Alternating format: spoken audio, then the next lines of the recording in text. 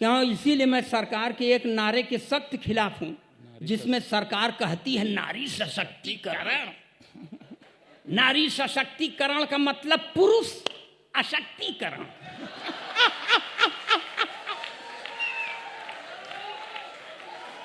जौन काम अपने खिलाफ हो क्यों माने? लेकिन इसका मतलब थोड़ी है हम अपने प्रधानमंत्री से पूरी तरह प्रभावित हैं, क्योंकि प्रधानमंत्री का नारा है बेटी बचाओ बेटी पढ़ाओ मगर पत्नी छोड़ दो।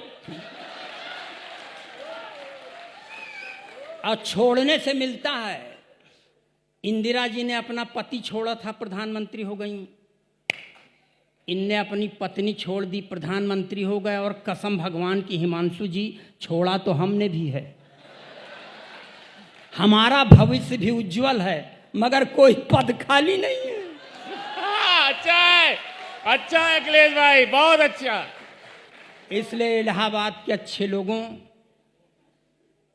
हमें नहीं आ वो पढ़ते समय मत लिया करे फोटो, वो बेचारे डर हमारे जाते फोटो हैं ले रहा है हर एंगल से। अरे भाई, मैं अपने पत्नी का सम्मानित पति हूं, मेरा फोटो मत खींच। नहीं फोटो कहीं देख लेगी तो हम और वहीं दिन भूत उतार देंगे। सही बात है। आप लोग थोड़ा सा मन लगाइए।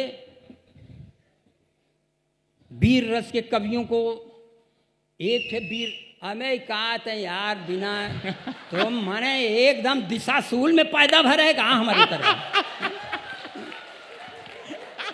बिना सीटी मारे रहा नहीं जा रहा है। कुछ आप में बात है अखिलेश भाई है। कुछ होगा, तत्व होगा, कुछ स्त्रीगत आचरण देखा होगा उसने हमारा। भैया बाद में निपट लिए। लेकिन जान ले, मैं 67 इयर्स ओल्ड योद्धा आपके सामने सिर्फ इसलिए खड़ा हूं कि सही में योद्धा हूं, वरना मुझको एक अदद औरत ने कहीं का नहीं छोड़ा है। सर हिमांशु जी, आपके सामने कह रहा हूं, मेरे पास एक अदद पत्नी है, मांग में सिंदूर नहीं लगाती। मैंने कहा देख भाग्यवान ब्राह्मण के घर की बहू है, लगाया कर। बोलती है नहीं लगाती। तो मैंने पूछा क्यों, तो मुझको ही समझाती है कि देखो ये सिंदूर वो चीज है जिस पर औरतें गर्व करती हैं। मैं किस पर गर्व करूं? तो मैंने कहा भारती जी, मैंने उससे कहा कि देख भाग्यवान, मैं एक अदद वो आइटम हूं जिसने तुझे एक औलाद फौलाद जैसी दी है, जो 5 फीट 8 इंच लंबा है, गोरा चिकटा है, बड़ा होकर मेरा नाम रोशन करेगा। मैं उस पर नाज करता हूं, इसलिए तू मुझ पर नाज कर। तो और भन आ गई भाई साहब मेरे ऊपर। कहने लगी अब हमार मुंह मत खुलवाओ। अरे तुम्हारे ऊपर भरोसा करी तो यहू न हो।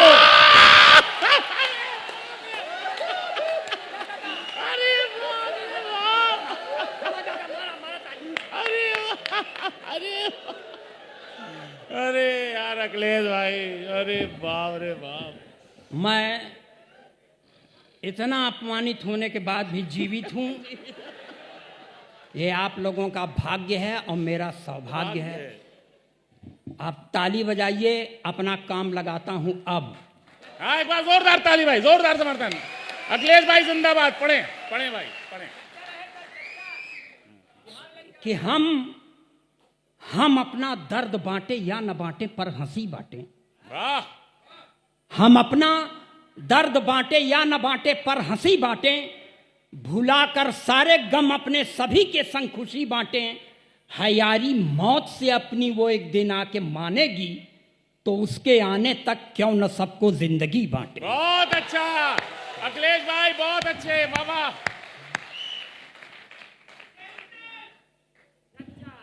हिमांशु जी, 4 पंक्तियां हैं, 4 लाइन आपके लिए पढ़ता हूं। ये 2 पंक्तियां आपके लिए पढ़ता हूं, आप सुनिएगा। कि भले कुछ बहाने बनाना पड़ा है। हाँ बहुत अच्छे। भले कुछ बहाने बनाना पड़ा है, हृदय पे जो ऋण था चुकाना पड़ा है। रहे दौर दुनिया में मोहब्बत का हर दम, रहे दौर दुनिया में मोहब्बत का हर दम, इसी से तेरे दर पे आना पड़ा। अच्छा अखिलेश भाई बहुत अच्छे, आना पड़ा है, बहुत अच्छे बहुत अच्छे। मैं इस तरह की पंक्तियां नहीं पढ़ता, पढ़ सिर्फ इसलिए दिया कि आपके समझ में आ जाए कि भले आदमी के यहाँ पैदा हुआ हूं। ताली बजाओ ऊपर वालों, अपना काम लगाता हूं। अब देखिए, जो भाजपाई मानसिकता के हैं वो थोड़ा दूर रहें। हालांकि भाई साहब, अगर आप भाजपा के हैं, जाएं सरदार जी जाएं, न यहाँ आप हैं और न मान हैं, तो आप चले गए तो आपका सम्मान ही बच गया। जा भाई साहब, उनके टाइम हो रहा होगा, 6 बज गया। जब सूरज अस्त तब पंजाब मस्त, तो उसके मस्ती का टाइम था, वो चला गया है। लगाए दगाएगा अपना। यह अलग बात है कि हम ब्राह्मण के घर में पैदा हुए, न लगा सकते हैं न दगा सकते हैं। ये बहुत खिसिया के देख रहा है।